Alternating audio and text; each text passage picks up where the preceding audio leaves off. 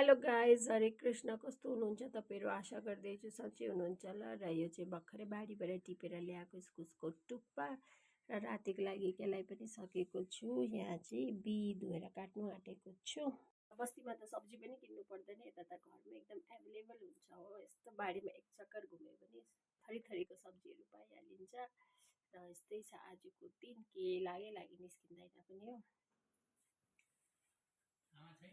हुनुहुँदैन बाबा, बाहिर हुनुहुन्छ होला। र बाहिर चाहिँ चिसो चिसो छ, त्यही भएर टाउको पनि बाँधि नै राखेको छु। र बाहिरको मौसम हेर्नुहोस्। यहाँ चाहिँ पुदिना छ, कोट्टै खाइदिनु जस्तो यस्तो मिठो मगमग गनाउँदैछ, बास्ना आइरहेको छ।